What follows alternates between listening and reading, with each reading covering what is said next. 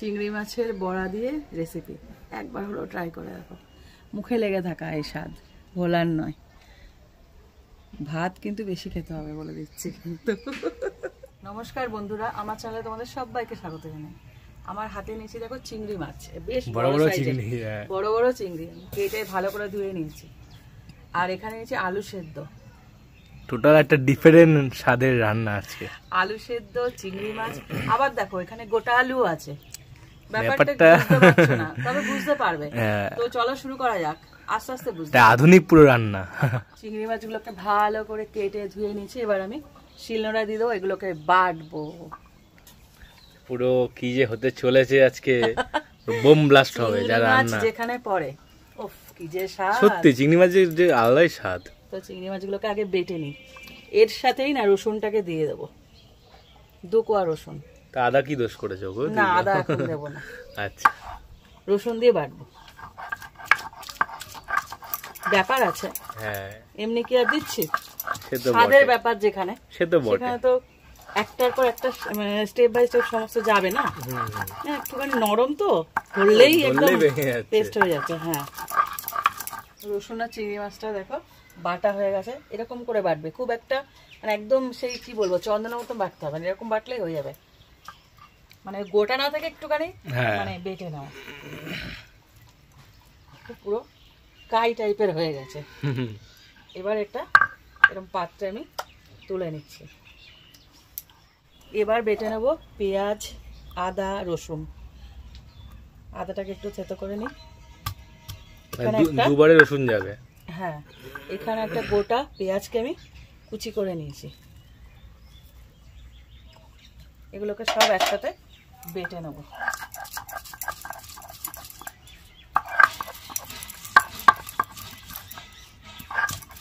সব কটা ভালো করে বেটে নিয়েছি।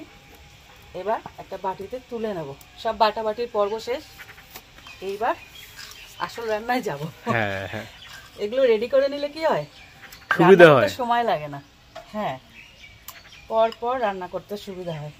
দেখো এখানে আছে চিংড়ি মাছ বাটাটা, এখানে আছে আলু সেদ্ধ। এখানে আমি 2টো আলু সেদ্ধ নিয়েছি, মিডিয়াম সাইজের 2টো আলুকে সেদ্ধ করে নিয়েছি। আর এখানে আছে ময়দা, সমস্তটা একসাথে মেশাবো। প্রথমে দিয়ে দেবো লবণ। লবণ খুব একটা বেশি যাবে না, অল্প দিয়ে দিচ্ছি। লঙ্কার গুঁড়ো, এটাকে টেস্টি বানাতে হবে, টেস্টি এটা বলতে যাচ্ছিলাম। এখানে দিয়ে দিচ্ছি আর একটু জিরের গুঁড়ো, এটা ভাজা জিরের গুঁড়ো, একটু ধনের গুঁড়ো, আর একটু যাবে চিলি ফ্লেক্স, অল্প। সেই হবে খেতে। আর এই আলুটাকে এরকম করে একদম এইভাবে দিতে হবে, যেন একদম কোনো দলা না থাকে। হাতের সাহায্যে করতে পারো অথবা কোনো এরকম গ্রেটার দিয়ে গ্রেটও করতে পারো। আজকে আমি এবার হাতের সাহায্যে দিচ্ছি, দেখো দলা থাকবে না, একদম যেন দলা না থাকে। সেই খেতে হবে, সেই সেই দারুণ খেতে হবে। রেসিপিটা যে একবার খাবে সে বারবার খাবে। হ্যাঁ, এটা সত্যি কথা বলছি, ট্রাই করার পর বুঝতে পারবে। দিয়ে দিলাম, এবার হাতটা একটু ধুয়ে দিই, নাহলে ময়দাটা দিতে পারবে। দিচ্ছি ময়দা, এটা তোমরা ময়দার বদলে কর্নফ্লাওয়ারও দিতে পারো, দুটো একই কাজ হবে। তবে এখানে বাইন্ডিংয়ের ক্ষেত্রে এরকম দিতেই হবে, না হলে না ভালোভাবে মানে ওই ধরবে না, আঠালো ভাবটা হবে না। এরকম একটা চামচে 3 চামচ আমি ময়দা দিলাম। বান্ধবী এসছে, ঘুরে বেড়াচ্ছে পিছনে, প্রজাপতি ও আসে। এবার এটাকে ভালো করে চটকে নেব। চিংড়ি মাছটার সাথে ভালো মতন একটা কি বলবো পেস্ট তৈরি করছি। ভেবে দেখো ব্যাপারটা, কি সুন্দর গন্ধ বেরিয়েছে। দেখো কড়াই বসিয়ে দিয়েছি, উনুন ধরে গেছে। তেল, সরষের তেল দিচ্ছি। সরষের তেলে ভেজে খেয়ে দেখো, বেশি স্বাদ হবে। সাদা তেলেও ভাজা যাবে, তবে সরষের তেলে বেশি স্বাদ হবে।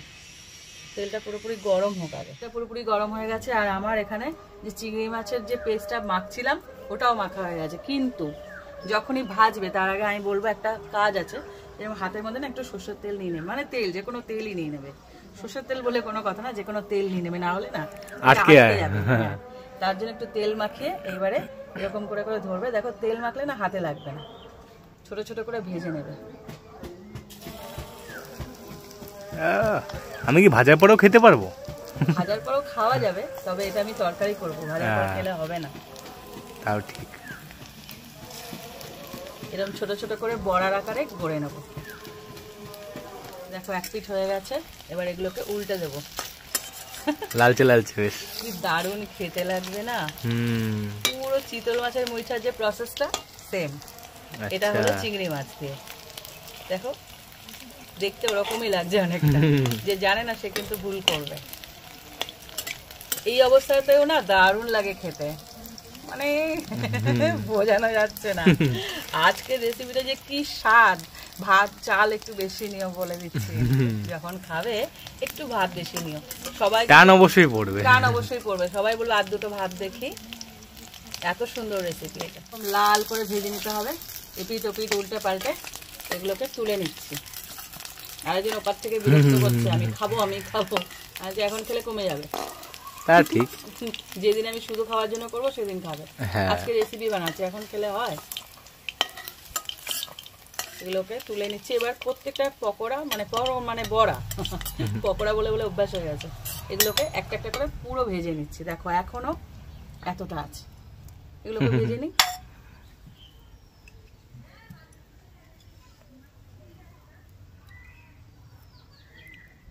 চিংড়ি আর চিংড়ি, চিংড়ি আর চিংড়ি, যত চিংড়ি দেবে তত স্বাদ হবে। হ্যাঁ, যে যত পারো কিনতে পারো, কোনো ব্যাপার না, কোনো লিমিটেশন নেই, যত দেবে তত স্বাদ। বাকিগুলো দেখো ভেজে নিয়েছি। এবারে সব ভাজা কমপ্লিট, সব কটা ভাজা কমপ্লিট হয়ে গেল। এরকম পুরো লাল লাল করে ভেজে তুলবে। আর একটা আমার জ্বালিয়ে পুড়িয়ে খাচ্ছি, দাও দাও করে, বুঝেছো? একটা টেস্ট করা হয়ে গেছে, কি দারুণ টেস্ট হয়েছে। অমৃত স্বাদ, অমৃত। রান্না করতে করতে অর্ধেক হাপিস হয়ে যাচ্ছে।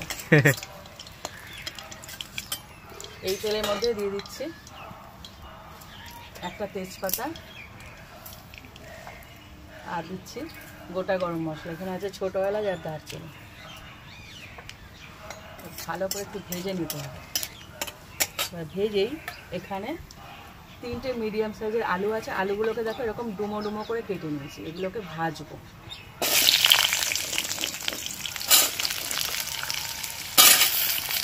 এগুলোকে পুরো লাল করে ভেজে নিতে হবে, মানে একদম বড়া যেমন দেখতে, আলুও তেমন দেখতে হবে।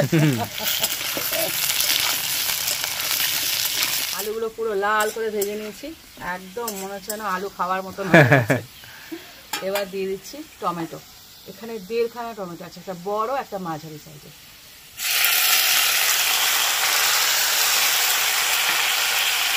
আর যে পেঁয়াজ বাটাটা রেখেছিলাম সেই পেঁয়াজ বাটাটা দিয়ে দিচ্ছি রসুনের সাথে। রসুন দিয়ে রেখেছিলাম, হ্যাঁ রসুন দিয়ে বেটেছিল, হ্যাঁ হ্যাঁ নিজেই ভুলে গেছি। দুভাগে রসুন গেছিল, হ্যাঁ 2ভাগে রসুন দিয়েছিলাম। এটাকে একটু ভেজে নেব। বাকি মশলাগুলো এর মধ্যে অ্যাড করে দেবো। এখনো মশলা দিইনি, দিয়ে দিচ্ছি লবণ। লবণ দেওয়ার সাথে সাথে দেখো টমেটোগুলো একদম নরম হয়ে যাবে। আর এই রেসিপিটা না একদম মানে মাখা মাখা হবে, গায়ে মাখা মাখা, বেশি ঝোল হবে না, একটু ঝোল থাকবে, গা মাখা মাখা। সেই আন্দাজে লবণটা দিতে হবে। আমার প্রত্যেকটা কথা একই রকম শোনায় না কেন বলো তো? আমি না পুরো বলে দিই যে বেশি ঝোল হলে কখন দিতে হবে আর কম ঝোল হলে কখন দিতে হবে, তার জন্য আমি বলে দিই। তাতে কারণ নুনটা বেশি না হয়ে যায়। হ্যাঁ, নুন এমন একটা জিনিস না, বেশি হলে খাওয়া যায় না, কম হলে ভালো লাগে না। দু প্রকারেই খাওয়া যায় না, ব্যালেন্স করে চলতে হবে। হ্যাঁ, এবার দিয়েছি হলুদ গুঁড়ো। আর এটা একটু ঝাল ঝাল হবে, তার জন্য দিয়েছি 1 চামচ লঙ্কার গুঁড়ো। আর ধনে জিরে তো ভাই ভাই, এগুলো দিলে ভালোই লাগে, তার জন্য দিয়েছি ধনে জিরে।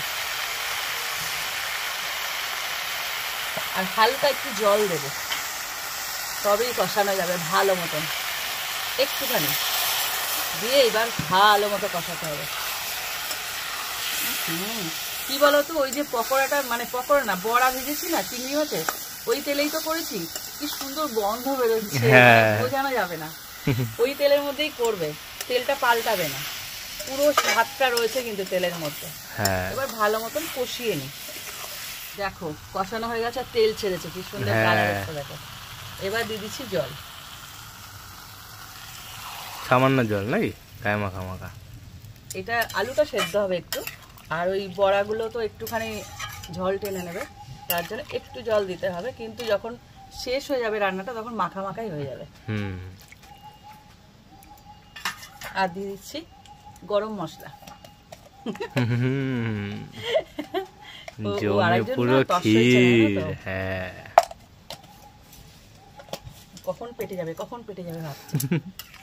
কালারটাও দেখো কি সুন্দর ছেড়েছে। আর দিয়েছি একটু ধনেপাতা, অল্প, বেশি দেব না, কারণ এর একটা নিজস্ব ফ্লেভার আছে, ওটাকে নষ্ট করতে চাই না। যেহেতু শীতকাল তাই দেবো নাকি? পাবো কোথায়, কদিন পর থেকে পাবো তো। হ্যাঁ, চলে যাওয়ার মুখে, শেষ বিদায় চলছে।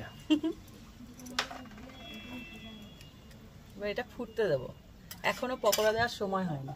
দেখো ভালো মতন ফুটে উঠেছে টকবক করে। এবার দিয়ে দেবো বড়াগুলো। একটা কি আমি পাবো?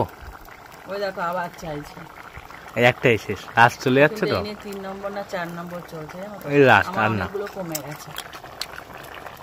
মানে কি লাস্ট আর হচ্ছে না, এত ভালো খেতে না সমানে খেয়ে যাচ্ছে। এবার এরকম বড়াগুলোকে হালকা করে ঝোলের মধ্যে ডুবিয়ে দেবে, কেন বড়াগুলো থেকেই তো আসল স্বাদটা বেরোবে। দেখো রেসিপিটা রেডি হয়ে গেল, যার কোনো নাম নেই, পকোড়ার রেসিপি বা বড়া রেসিপি যাই বলো, একবার হলো ট্রাই করো। আর বড়া বারবার বলছি, কিন্তু একটু হলো চাল বেশি নেবে, ডান অবশ্যই পড়বে। অবশ্যই খুব সুন্দর একটা রেসিপি আজকে শেয়ার করলাম। একবার হলো ট্রাই করো, আর ট্রাই করে খেয়ে আমাকে কমেন্ট করো, এমনি কমেন্ট করতে হবে না। আর ভালো লাগলে একটা লাইক দিও, আর এরকম আরো রেসিপি পেতে আমার চ্যানেলটা সাবস্ক্রাইব করে দিও। তো আজকের মতো টাটা।